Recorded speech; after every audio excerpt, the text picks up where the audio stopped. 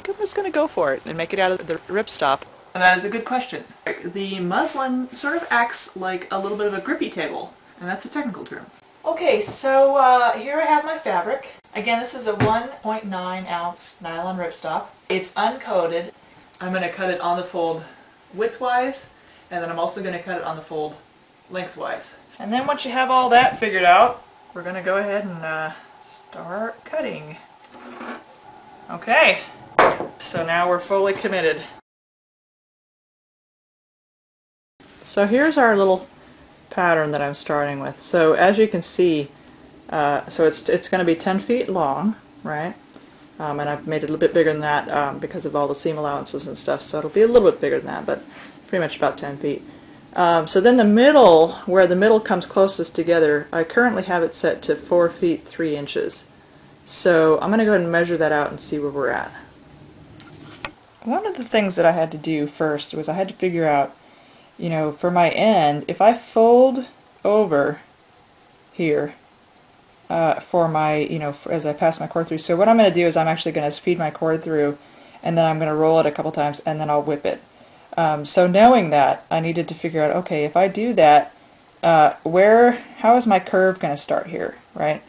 So what I did was I went ahead and I folded over this first row here, and then I took it over like so, like that. So that's how the fold's going to look once I get the folds in there. And then I drew a line right here along the edge so that it shows me, okay, if I wanted to use this curve, this is where this would start. And so that's what I've done. So you can see I've drawn my little, this is where the curve is going to start. Now what I'll do is as I move down the line here and I keep going and I figure out, okay, you know, what's my curve going to do here, right? And I'll have to come along and then I'll blend back in, and I should hit right on that little curve so that everything will look nice and smooth as I go.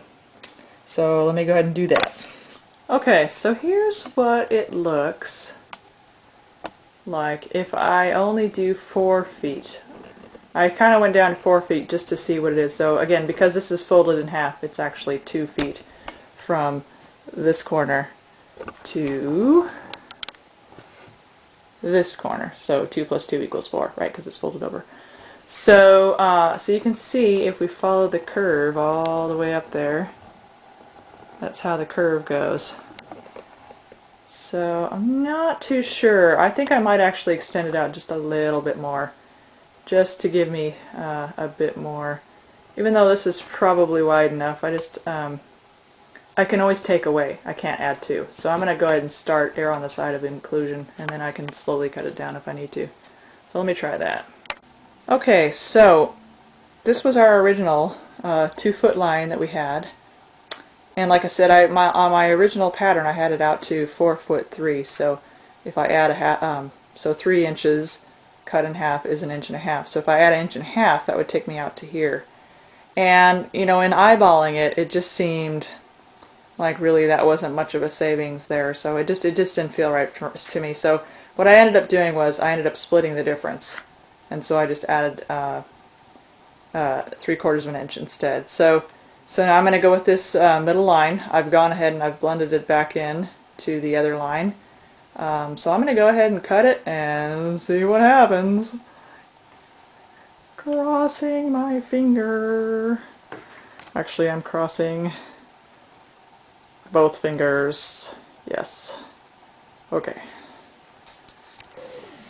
So I love these scissors. As you can see, I'm just staying right on the line. The reason I like these scissors, they're Frisker's scissors, but I like them because they have a spring, so they will pop back up. So it results in a lot less hand strain if I use these. So they're great. Love them. Okay, I've got everything all cut out. So the distance at the center where my body, my torso is going to be, in total ended up being 49.5 inches wide. The length this way ended up being 140 inches long. And then it's the 5 feet wide at the very top there. So, so we've got it all cut out. Now I'm going to start serging. This is my serger. I thought I would give you guys a little tour while we're at it here.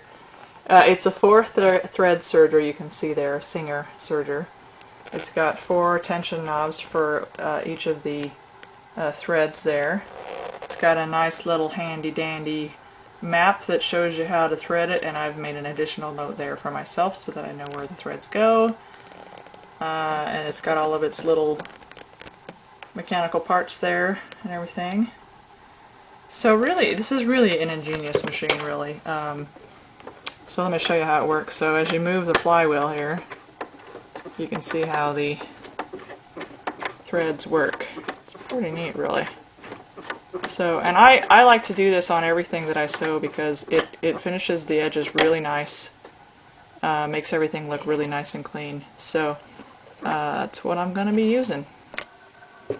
Okay, so a serger is in some ways similar to a normal machine. You have your foot here that you can raise and lower. The foot being this thing right here. It looks like a foot, so that's why they call it a foot. Like, imagine that this is the leg and that's the ankle and then this is the bottom of the foot.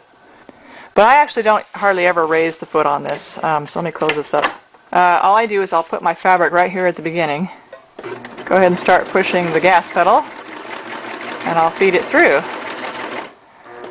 And a couple things to note here. So you'll see on the back there it's made a really nice finished edge there. So that's kind of cool. And it'll do that for all of your fabric that you pass through here. Now the nice thing is that as you're moving along here, there's actually a little, right here, there's a little knife edge. And what it does is it cuts off right along here any extra fabric you have sticking out or whatever. It'll cut that off as you go. So it's pretty cool. You just keep going, and that's what you do. Okay, so we're just cruising along here doing our serging thing.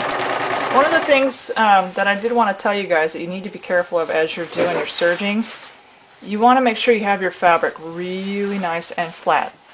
One of the things that I've seen some people do is like you'll get a fold in your fabric like this as you're going along, and you don't even realize it, and you go along, and then you might accidentally clip the underside with your cutter, or you might stitch it in or whatever. It's really easy to do with this machine. So you want to make sure, like I said, just make sure you have everything nice and flat. Keep checking yourself, kind of lay it out really nice and flat. Make sure there's nothing underneath here that might get caught up in there. And just keep everything really nice and flat. Definitely need to do that, or else you're going to run into some trouble. Oh, and just like sewing, you just want to take your time. Just keep going along. Just like I said, just take your time. Go as slow as you need to. Okay, so when you get to the end here, you can do one of two things. You can push your gas pedal and let some of this out, and you can snip it off like that. Or you can take and bring your fabric around like this. Let out a little bit more so you have plenty of room. Bring your fabric around like this and cut it off like that. That's the way you can do it too. Either way, I tend to, I don't know, I use both methods. It doesn't really, it just depends on how I'm feeling, I guess. So, and then when you get done, just you know, clip your extra thread there, and there you go. You've got a really nice edge there. So one more thing I wanted to tell you guys was, again, just like everything else I'm doing here, I'm using all 100% polyester thread, because polyester is really good about, you know, it fights mildew and mold and rot and all that stuff, whereas cotton will actually absorb water, and cotton will deteriorate a lot faster than polyester. So I'm using polyester for my serging as well.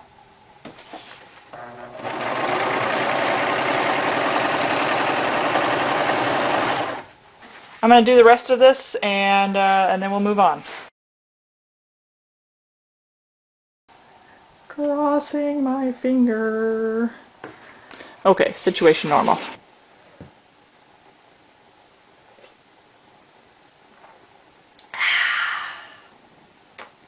That's good.